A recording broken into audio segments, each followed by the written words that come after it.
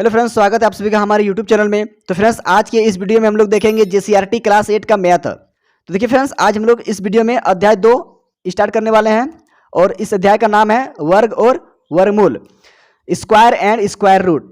ये वीडियो इस चैप्टर का पहला वीडियो है। इस वीडियो से आपको बहुत कुछ सीखने को मिलेगा। अगर आप इस वीडियो को शुरू से अंत तक देख लेते हैं तो आपको चैप्टर का एक्सरसाइज का जो भी क्वेश्चन है आपको बनाने में दिक्कत नहीं होगा। तो देखिए फ्रेंड्स, यहाँ पर सबसे पहले हम लोग देखेंगे वर्ग के बारे में, क्योंकि चैप्टर का नाम ही है वर्ग और वर्गमूल। तो सबसे पहले हम लोग जानेंगे कि वर्ग क्या चीज़ है, स्क्वायर क्या चीज़ है ना। तो देखिए, वर्ग जो होता है ना, इसको इंग्लिश में हम लोग बोलते हैं स्क्वायर, ठीक है ना। अब देखिए, वर्ग किसको कहते हैं, तो किसी भी संख्या को, ठीक है ना, किसी संख्या को उसी संख्या से गुना करने पर जो गुणनफल प्राप्त होता है वह उस संख्या का वर्ग होता है। अगर आपको यहाँ से समझ में नहीं आया है ना, तो यहाँ पर मैं आपको एग्जाम्पल दूंगा ना, वहाँ से आपको पक्का समझ में आ जाएगा। तो देखिए फ्रेंड्स, यहाँ पर मैंने आपको क्या कहा कि कोई भी एक संख्या है, उसको अगर आप उसी के संख्या मतलब खुद से आप गुना कर देते हैं तो जो गुणनफल होता है वो क्या कहलाता है, उसका वर्ग कहलाता है, स्क्वायर कहलाता है। तो यहाँ पर देखिए, मैंने संख्या लिया है। देखिए फ्रेंड्स, यहाँ पर ये संख्या है, ठीक है ना। यहाँ पर देखिए एक है, एकदम शुरू से मैं बता रहा हूँ आपको, ये संख्या क्या है, एक है। अब एक का अगर हम लोग क्या करेंगे, इस संख्या का वर्ग करेंगे, मतलब एक का, तो यहाँ पर हम लोग एक लिखेंगे और एक के ऊपर में, मतलब यहाँ पर इस तरीके से, यहाँ पर ऊपर में इस तरीके से 2 लगा देंगे, ठीक है ना। अब यहाँ पर देखिए, एक के ऊपर में कितना है, 2 है। इसको एक का स्क्वायर कहते हैं, एक का वर्ग कहते हैं, ठीक है ना। तो एक का स्क्वायर क्या होगा, इसका मतलब समझिए, यहाँ पर जो है ना, एक कितना बार है, 2 बार। तो आपको यहाँ पर लिख देना है 1 गुना 1, गुना में है, एक कितना बार है, 2 बार। तो देखिए, एक को एक से गुना कीजिएगा तो कितना होगा, 1। तो यहाँ से क्या पता चला कि एक का स्क्वायर जो होता है ना, क्या हो जाता है, 1 होता है। मतलब स्क्वायर अभी मैंने आपको क्या बताया कि किसी संख्या को उसी संख्या से, देखिए कोई संख्या है, मैंने मान लिया यहाँ पर 1, अब उसी संख्या से मतलब एक से ही गुना करने पर जो संख्या प्राप्त हुआ वो संख्या क्या कहलाता है, तो इस संख्या का मतलब यहाँ पर इस संख्या का क्या कहलाएगा, तो वर्ग कहलाएगा। आगे देखिए, समझिए, यहाँ पर 2 है तो 2 का वर्ग, देखिए 2 लिखेंगे, इसके ऊपर में भी आपको 2 लगा देना है। तो इसका मतलब क्या हुआ कि 2 जो है ना, आपको 2 बार लिख देना है। यहाँ पर मैंने क्या कहा कि किसी संख्या को उसी संख्या से, देखिए किसी संख्या, मान लीजिए ये 2 है, 2 को उसी संख्या से गुना कर दीजिए, मतलब 2 से ही गुना कर दीजिए, तो 2 दूनी कितना हो जाएगा, 4 हो जाएगा। तो यहाँ पर हम लोग को क्या मिला कि 2 का वर्ग जो होता है ना, वो क्या होता है, 4 होता है। 3 का अब हम लोग निकालेंगे तो 3 का वर्ग हुआ ये। अब 3 को हम लोग 2 बार लिखेंगे, मतलब उसी को उसी संख्या के साथ गुना कर देना है। तो 3 तिया कितना हो जाएगा, 9 हो जाएगा। इस जगह पर बहुत से बच्चे को कंफ्यूजन होता है कि यहाँ पर और यहाँ पर गुना कर देते हैं, 2 दूनी 4, देखिए यहाँ पर 4 लिखा हुआ है, बस यही सोचते हैं सब बच्चे, लेकिन यहाँ पर रियल में ऐसा नहीं होता है। 2 बार लिखना है और गुना कर देना है, 3 2 बार लिखना है और गुना कर देना। ऐसा नहीं कि 3 को 2 से गुना कर देंगे, 3 दूनी 6 हो जाएगा, यहाँ 6 लिख देंगे, ऐसे करने से गलत हो जाएगा। सबको इसी को देखता है। यहाँ पर क्या कहता है, 2 को गुना कर देता है 4, हाँ देखिए यहाँ पर 4 लिखा हुआ है, ऐसा नहीं है, यहाँ 2 बार लिख के गुना किया गया है, ठीक है ना। उसी तरह यहाँ पर 3 को 2 बार लिख के गुना करना है, 3 को 2 बार। यहाँ पर आपको ऐसे समझना है कि 3 के माथा में कितना है, 2 है, तो 3 को 2 बार आपको लिख देना है और गुना कर देना है। जो गुणनफल आएगा वही क्या कहलाएगा, उस संख्या का वर्ग कहलाएगा। आगे देखिए 4, तो 4 के यहाँ पर हम लोग माथा में 2 लगा देंगे, ठीक है ना। तो देखिए 4 दूनी 8 नहीं करेंगे, 4 को 2 बार लिखेंगे, तो 4 गुना 4, ऐसा है कि प्लस में लिख देंगे, प्लस में नहीं लिखना है, गुना में ही लिखना है। तो 4 चौके कितना हो जाएगा, तो 4 चौके 16 हो जाएगा। 5 का करेंगे तो 5 का स्क्वायर क्या हो जाएगा, तो 5 को 2 बार लिखेंगे और गुना करेंगे तो कितना हो जाएगा, 5 पचे 25 हो जाएगा। 6 का करिए तो 6 को 6 से गुना कीजिए, मतलब उस संख्या को उसी संख्या से, मतलब खुद से अपने आप से गुना कर देना है। तो 6 छक्के कितना हो जाएगा, 36 हो जाएगा। इसी प्रकार 7 को करेंगे तो 7 गुना 7 बराबर 7 7 49। आगे भी कर लेंगे उसी तरह। देखिए 8 का वर्ग करेंगे तो क्या हो जाएगा, 8 गुना 8 बराबर 8 8 64। 9 का करेंगे तो 9 गुना 9 बराबर 9 9 81। लास्ट में यहाँ पर 10 है, 10 का वर्ग करने पर क्या होगा, 10 होगा यहाँ, 10 गुना 10 बराबर 10 धन 100। तो देखिए इस प्रकार से हम लोग क्या सीखें, 1 का वर्ग 1 होता है, 2 का वर्ग 4 होता है, 3 का वर्ग 9 होता है, 4 का वर्ग 16 होता है, 5 का वर्ग 25 होता है, 6 का वर्ग क्या होता है, 36 होता है, 7 का वर्ग 49, 8 का वर्ग 64, 9 का वर्ग 81 और 10 का वर्ग 100 होता है। तो आपको ये याद रखना है। इसको अगर आप याद रख लेते हैं ना तो बहुत ही आसान लगेगा आपको एक्सरसाइज का क्वेश्चन बनाने में। आगे देखिए, मैंने यहाँ पर 11 से 20 तक लिया है, इसको भी मैं आपको करके दिखा देता हूँ। देखिए आप भी कर सकते हैं, अपना कॉपी में इसको कर लीजिए नोट। देखिए 11, तो 11 का वर्ग हम लोग करेंगे, तो देखिए 11 का वर्ग करेंगे मतलब 11 का स्क्वायर करेंगे, तो 11 को 2 बार लिख देना है आपको। 11 को 11 से गुना कीजिएगा तो 11 11 81 से 121 हो जाएगा, गुना कर लीजिएगा आप, ठीक है ना। 12 का स्क्वायर देखिए 12 होगा यहाँ पर 12, 12 का स्क्वायर देखिए 12 का स्क्वायर का मतलब क्या हुआ 12 गुना 12, मतलब उसी को उसी के साथ, मतलब जो संख्या ले रहे हैं उसी को उसी के संख्या से गुना कर देना है। तो 12 12 44 से 144 हो जाएगा इसका, ठीक है ना। अब 13 का देखिए 13 का वर्ग क्या हो जाएगा, तो 13 गुना 13 लिखना है, और यहाँ से देखिए इसका गुना करिएगा ना तो 169 आ जाएगा आपका, ठीक है ना। उसके बाद देखिए 14 का, तो 14 का वर्ग कीजिएगा, स्क्वायर कीजिएगा तो 14 को 2 बार लिख देना है आपको। 14 के माथा में कितना है 2 है ना, इसीलिए 2 बार लिख रहे हैं, याद रखिएगा इसको। तो 14 14 कितना हो जाएगा 196 हो जाएगा। 15 का स्क्वायर, तो 15 को 2 बार लिख देना है आपको, 15 15 225 हो जाता है। 16 का देख लीजिए, 16 का वर्ग करिएगा तो 16 गुना 16 बराबर यहाँ से हो जाएगा 256 हो जाएगा। 17 का कर लेते हैं, 17 गुना 17 बराबर यहाँ से देखिए 289 आ जाएगा। 17 को 17 से गुना कीजिएगा तो 18 के लिए देखिए 18 का वर्ग क्या हो जाएगा, तो 18 गुना 18 लिखना है और इसको गुना करके देख लीजिएगा कितना हो जाएगा। 18 को 18 से गुना कीजिएगा तो 324 हो जाएगा यहाँ पर, ठीक है ना। 19 का देखिए 19 का वर्ग करिएगा तो 19 गुना 19 लिखना है 2 बार, 19 को गुना करिएगा तो 300 आपका 61 आ जाएगा, ठीक है ना। और लास्ट आपका 20 का वर्ग कीजिएगा तो देखिए 20 को 2 बार लिख देना है और 20 20 400, देखिए 2 दूनी 4 और 1 0 1 0 2 0 सटान दीजिए, बस हो गया। जीरो वाला गुना करने में तो बहुत आसान होता है। तो देखिए इस प्रकार से जो है ना ये वर्ग हो गया। देखिए फ्रेंड्स इस तरीके से हम लोग वर्ग निकालना सीख चुके हैं। अब आपको यहाँ पर 1 से लेकर 20 तक का वर्ग आपको एकदम दिमाग में बैठा लेना है, फिट कर लेना है, ठीक है ना। अब देखिए फ्रेंड्स पूर्ण वर्ग संख्या या वर्ग संख्या के कुछ गुण, बस आपको थोड़ा सा पूर्ण वर्ग संख्या का जो है ना गुण को जान लेना है, क्योंकि अगर आप गुण को जान लेते हैं तो आपको और ही अच्छी तरीके से समझ में आ जाएगा। तो देखिए फ्रेंड्स पहला यहाँ पर जो है गुण ये क्या है, जिस संख्या के इकाई अंक में 2 3 7 8 रहता है तो वह पूर्ण वर्ग संख्या नहीं हो सकता है। ध्यान दीजिएगा पहला गुण में हम लोग क्या देखें कि जिस संख्या के इकाई अंक में 2 3 7 8 रहता है ना तो वह पूर्ण वर्ग संख्या नहीं होता है। अभी हम लोग देखेंगे एग्जाम्पल के माध्यम से। जैसे देखिए 12 मैंने यहाँ पर लिखा है तो 12 के इकाई अंक में देखिए क्या है 2 है ना 2, तो 12 के इकाई अंक पे 2 है, इसलिए 12 जो है ना पूर्ण वर्ग संख्या नहीं होगा। आगे देखिए 23 यहाँ पर मैंने लिया है तो इकाई अंक में 3 है, ठीक है ना 3 है, तो ये भी आपका पूर्ण वर्ग संख्या नहीं होगा। 17 ये भी आपका देखिए इकाई अंक में 7 है ना, तो ये भी आपका पूर्ण वर्ग संख्या नहीं होगा। 30 में देखिए यहाँ पर जो है ना आपका यहाँ 0 है, तो ये भी आपका पूर्ण वर्ग संख्या नहीं होगा, ठीक है ना। अगर यहाँ पर डबल 0 रहता, ठीक है ना, अभी आगे देखेंगे हम लोग, डबल 0 रहता और इसके साथ में जो शेष संख्या बच गया, अगर वह संख्या पूर्ण वर्ग संख्या है तब ये पूरा आपका पूर्ण वर्ग संख्या होगा। अभी आगे हम लोग देखेंगे। आदि ये सभी पूर्ण वर्ग संख्या नहीं है, ठीक है ना, तो आप इसको देख लीजिए और इसको आप नोट भी कर लीजिए। अब दूसरा गुण देखिए, सम संख्याओं का वर्ग सर्वदा मतलब हमेशा सम संख्या होती है। तो ध्यान दीजिएगा कि जो है ना सम संख्या का वर्ग हमेशा क्या होगा, तो सम संख्या ही होगा। यहाँ पर देखिए फ्रेंड्स मैंने लिया है 2 का वर्ग, मतलब 2 का स्क्वायर अगर करिएगा ना तो 2 दूनी कितना हो जाएगा, 2 दूनी 4 हो जाएगा। तो देखिए 2 क्या था सम संख्या, इसका वर्ग किए तो देखिए 4 आया, ये क्या है तो ये भी आपका सम संख्या है, ठीक है ना।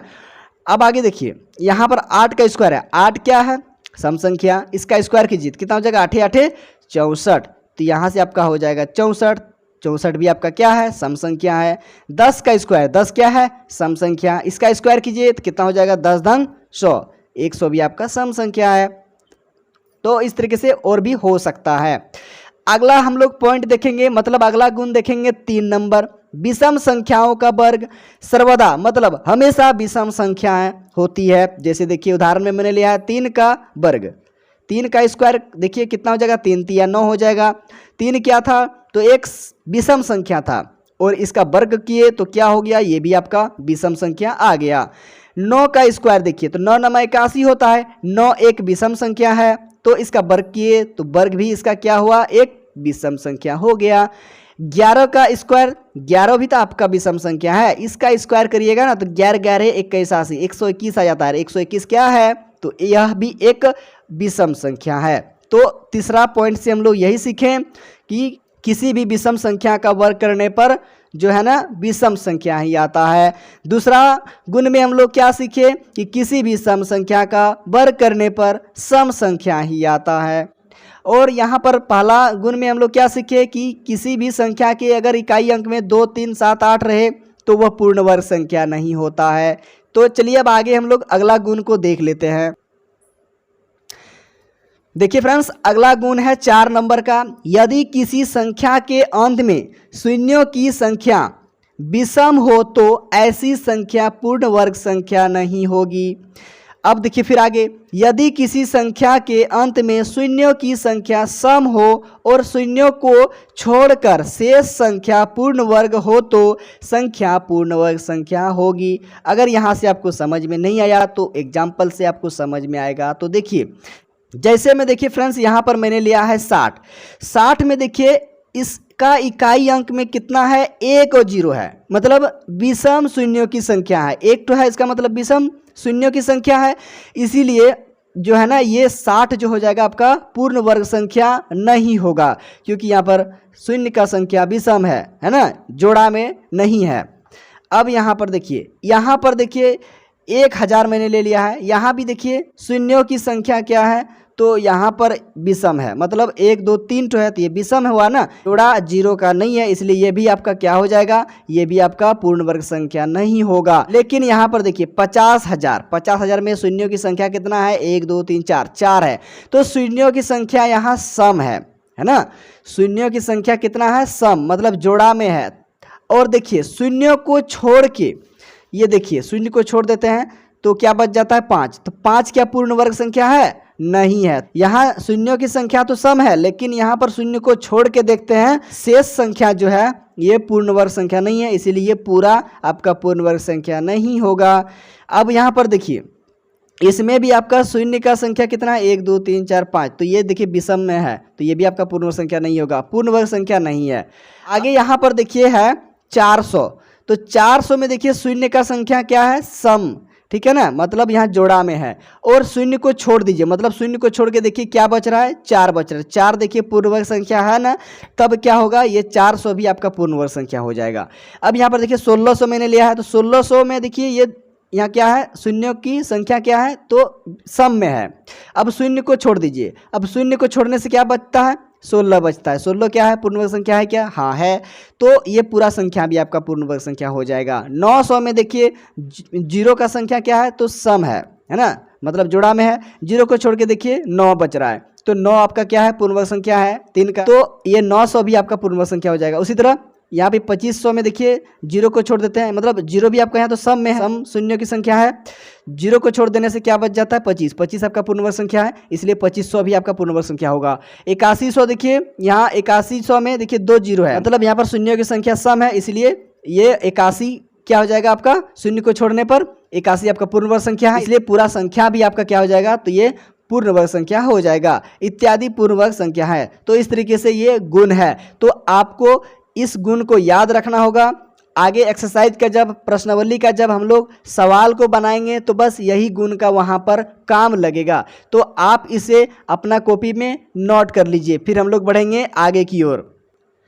चलिए फ्रेंड्स, अगला गुण को देख लेते हैं 5 नंबर। यदि एक संख्या के इकाई स्थान पर 1 या 9 है तब इसकी वर्ग संख्या के अंत में 1 होगा। जैसे देखिए यहाँ पर यह गुण क्या कर रहा है कि किसी भी संख्या के इकाई अंक में क्या होना चाहिए, 1 या फिर 9। तो देखिए यहाँ पर मैंने 9 ले लिया है, तो 9 का इकाई अंक में तो 9 है, मतलब 9 अकेले है तो इकाई अंक 9 हुआ। तो 9 का स्क्वायर अगर करिएगा ना तो इसका वर्ग जो होगा उसमें इकाई अंक में 9 या फिर 1 आएगा। तो देखिए 9 9 में कितना होगा, 81। तो 81 में देखिए इकाई अंक में क्या है, 1 है, तो देखिए 1 आ रहा है, 1 या 9 ही आएगा। फिर देखिए यहाँ पर 21 का स्क्वायर, तो 21 का स्क्वायर करिएगा, 21 का वर्ग करिएगा ना, तो इसका आ जाता है वर्ग 441, ठीक है ना। देखिए 441 में इकाई अंक में क्या आया, 1 आया, मतलब आपका 1 और 9 दोनों में से कोई एक आएगा, ठीक है ना, दोनों में से कोई एक ठो आएगा, 1 आएगा या फिर 9 आएगा। कब? जब किसी संख्या के इकाई अंक में 1 या 9 रहेगा तब। आगे उसी तरह देखिए यहाँ 11 का स्क्वायर है, तो 11 11 यहाँ 21 से 121 आता है। यहाँ पर देखिए लिया गया संख्या का इकाई अंक में क्या है, 1 है, तो इसका इकाई अंक में देखिए 1 आया, 1 या 9 आएगा आपका, ठीक है ना। अगला गुण देखिए 6 नंबर, यदि किसी पूर्ण वर्ग संख्या का इकाई अंक 6 है तो वह जिस संख्या का वर्ग है उसका इकाई अंक 4 या 6 होगा। तो ध्यान से यहाँ पर एग्जाम्पल से समझिए। देखिए जैसे 16, देखिए यहाँ पर ये पूर्ण वर्ग संख्या है, यह 16 जो है ना, जिस संख्या का वर्ग है वह क्या होगा, 4 होगा या फिर देखिए 4 होगा या फिर 6 होगा। देखिए यहाँ पर 4 है, ठीक है ना, 4 का स्क्वायर 16 है। यहाँ पर देखिए 576, तो 576 जिस संख्या का भी ये वर्ग है ना, तो उस संख्या का इकाई अंक में 4 या 6 मिलेगा। देखिए 24 का वर्ग होता है 576, तो 24 का इकाई अंक में देखिए 4 है, 4 होगा या फिर 6 होगा, तो देखिए 4 हो रहा है। यहाँ पर 2916 है, यह संख्या जिसका भी वर्ग है ना, तो उसका इकाई अंक में 4 मिलेगा या फिर 6 मिलेगा। तो देखिए यहाँ पर 54 का वर्ग में, ये 54 का वर्ग होगा, तो 54 का स्क्वायर में देखिए इकाई अंक में 4 है, यहाँ 4 24 54 की इकाई अंक में 4 है। देख लीजिए 4 24 54 का इकाई अंक में क्या है, 4 4 है। बस यही समझना है आपको। आगे देखिए, आगे क्या था, 36 जिस संख्या का वर्ग है उस संख्या का इकाई अंक में क्या था, 6 था, तो देखिए इकाई अंक में 6 है, 6 का स्क्वायर क्या होता है, 36 होता है। तो यह जिस संख्या का है, तो मतलब किस संख्या का है, 6 का है, तो 6 का इकाई अंक में क्या है, 6 है ना। तो 4, तो यहाँ पर क्या था, 4 या 6 होगा। तो देखिए 4 वाला हम लोग देख लिए, अब 6 वाला देखेंगे। यहाँ पर यह संख्या जिस संख्या का वर्ग है उस संख्या का इकाई अंक में आपको 6 मिलेगा। देखिए 36 का वर्ग इतना होता है, इसका इकाई अंक में 6 है।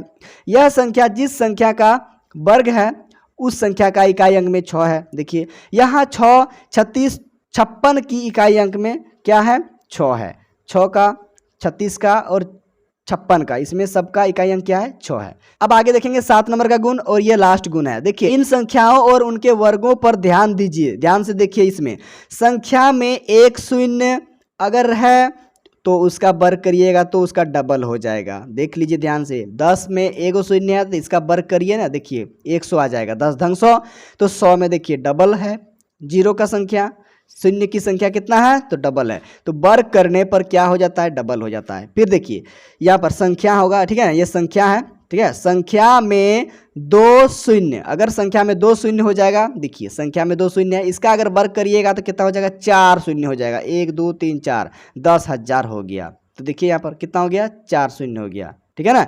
1 शून्य रहेगा तो 2 शून्य हो जाएगा वर्ग करने पर, 2 शून्य रहेगा तो 4 शून्य हो जाएगा वर्ग करने पर, ठीक है ना। 3 शून्य रहेगा तो 3 दूनी 6, मतलब डबल हो जाएगा, 3 है तो 6 हो जाएगा, 1 2 3 4 5 6, तो यहाँ पर देखिए ये डबल हो गया, 6 ठो शून्य हो गया। तो यहाँ से हम लोगों को क्या पता चला, किसी भी संख्या में अगर 0 है और उसका अगर हम लोग वर्ग कर देते हैं तो उसका वर्ग में क्या हो जाएगा, 0 की संख्या डबल हो जाता है, क्या हो जाता है, तो डबल हो जाता है। तो फ्रेंड्स आज के इस वीडियो में हम लोग देखें वर्ग का जितना भी गुण था ना उसके बारे में। तो उम्मीद करते हैं कि ये गुण आपको अच्छी तरीके से समझ में आ गया होगा। तो वीडियो को एक लाइक कर दीजिएगा, चैनल पर पहली बार आए चैनल को सब्सक्राइब करके बेल आइकन का भी नोटिफिकेशन ऑन कर लीजिएगा, ताकि जब भी मैं इससे आगे वाला वीडियो अपलोड करूँ तो सबसे पहले उस वीडियो का नोटिफिकेशन आप तक पहुँच सके। फ्रेंड्स मिलते हैं अगला वीडियो में प्रश्नावली का क्वेश्चन को लेकर। Thank you for watching my video.